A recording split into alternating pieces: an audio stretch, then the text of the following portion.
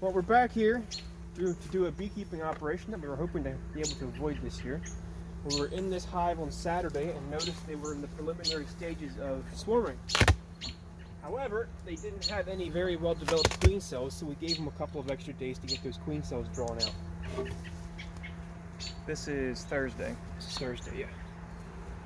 So there should be some very nice looking queen cells in here. So we're going to go in, we're going to pull a nuke out of this colony. This is going to be 2 frames of brood, a frame of food with the parent queen on it, and shift that over into a split, and then just give these guys 3 blank frames to work and let them raise a new, or let them use the swarm queen as a new queen. When we were in on Saturday, they had just started queen cells. There was an egg in the cell yet, not a larva. So they were just getting going. It was too early to do anything with them then. So we figured we'd give them a couple days, then do our work. So here we are. They're starting to put honey up a little bit.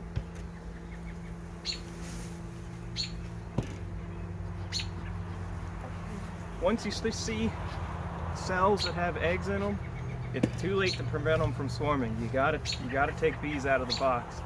At very least, it's by far the most direct and simple way of handling it. So yeah, we're already too late to prevent them, so now we have to take a split. Let's do a peek check. Yeah. Just want to make sure there are actually queen cells in here and they didn't change their minds. Highly unlikely.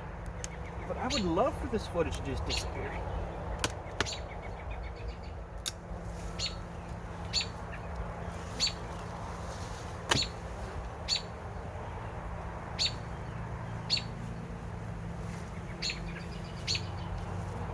Hard to see.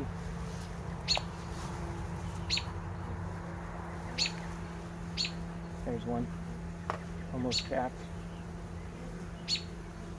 I got another one over here. It's got a larvae in it. Yeah, so not quite capped yet. Alright. So I'm going to set this box off on that lid back there. And I'll go through one and he'll go through the other. And we'll figure out which box has the queen in it. When you're doing swarm control like this, you have to make sure you move the queen out. Because if you leave the queen in this box, they almost don't even realize that you did anything. As soon as the queen cells emerge, she's still going to swarm off. So you got to get the existing queen out of here.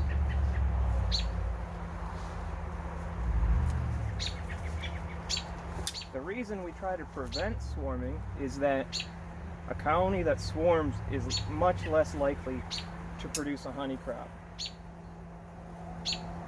Very much less likely.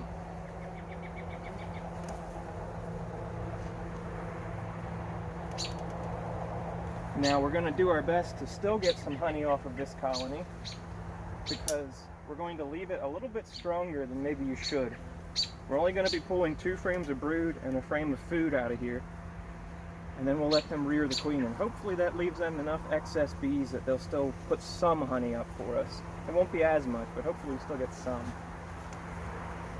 If we wanted to, we could probably get 3 or 4 splits off of this using one with the parent queen and then 2 more that had queen cells there, and leaving at least 1 queen cell in the parent colony.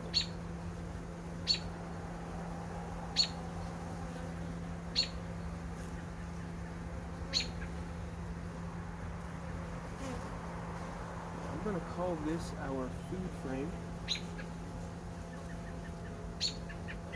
And call the queen cells over.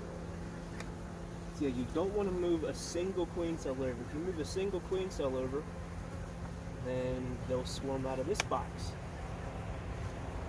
It'll be a tiny swarm, but it'll still be a swarm.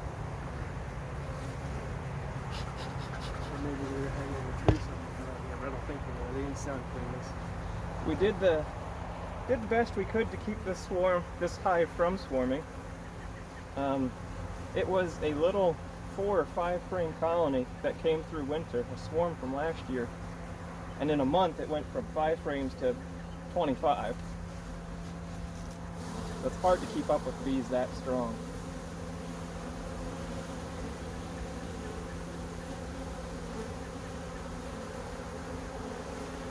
There you can see a nicely developed queen cell hanging down, a little peanut on the bottom of the frame.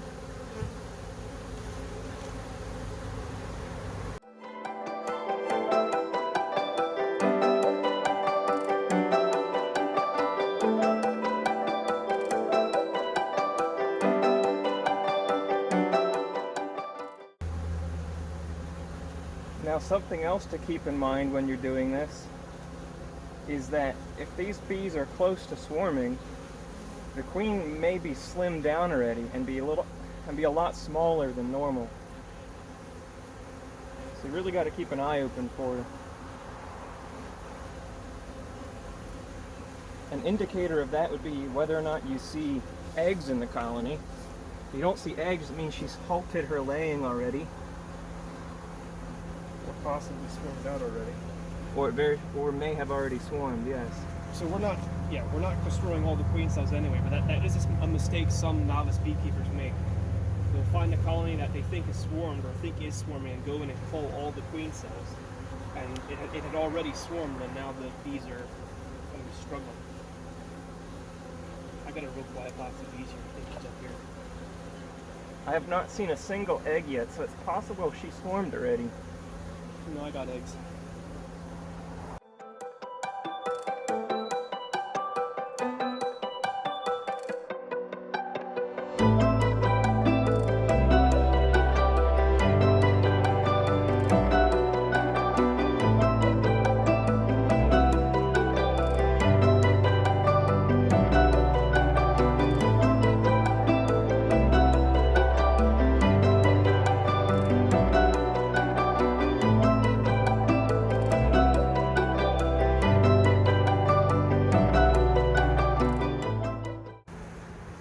As seems to always be the case, the one time you need to find the queen, you can't find her.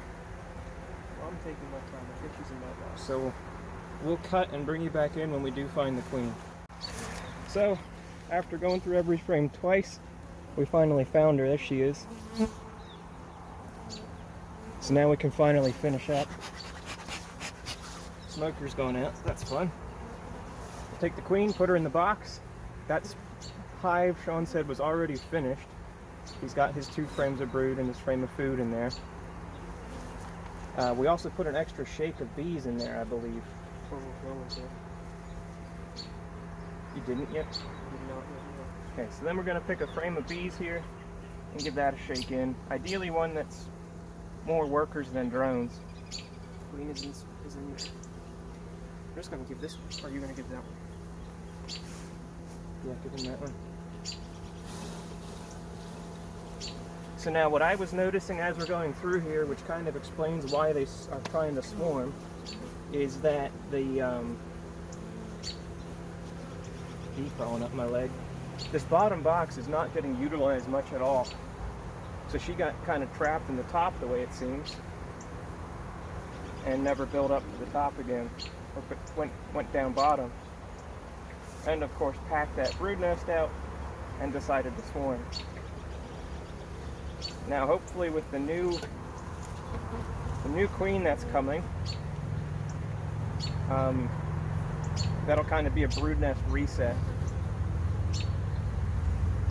So now as we're putting it back together, we want to destroy all but 2 of the nicer cells, if we can help it.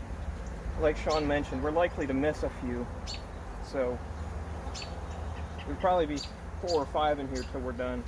You don't want to leave just a ton of them, because if you do, the first one that hatches out will still leave with a swarm. So it's best to cull them down a little bit and only leave them with the few that they need. Getting rid of all but 1 is kind of putting all your eggs in one basket. 2 is probably about the sweet spot. 2 or 3. As long as they're close together and the queens can find each other and kill each other. That's the one that has these cells. I'm just going to remove all of the cells I see down here, Sean. I'm going to leave the 2 that were on, 2 good ones that were on that frame, and probably 1 good one in the frame next to it, just in case it damaged his larva by shaking it.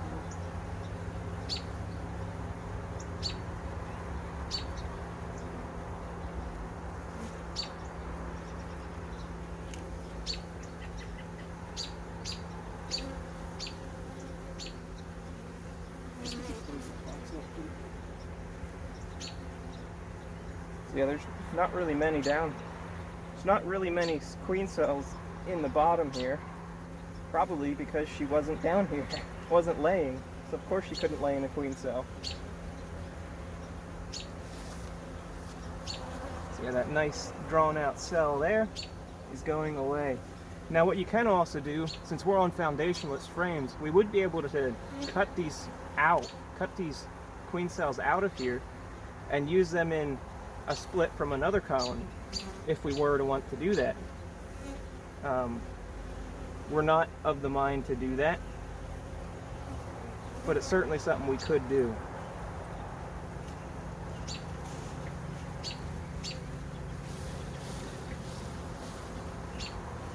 That queen cell actually just had an egg in the bottom of it.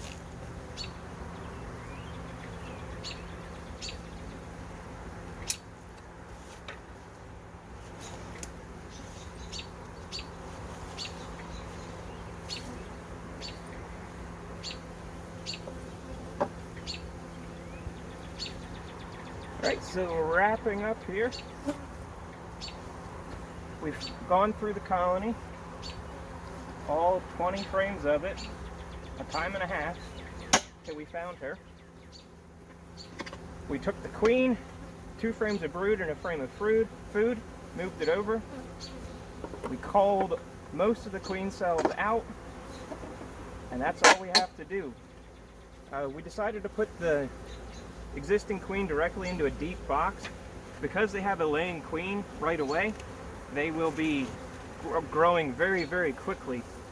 So they'll need that space rather rapidly.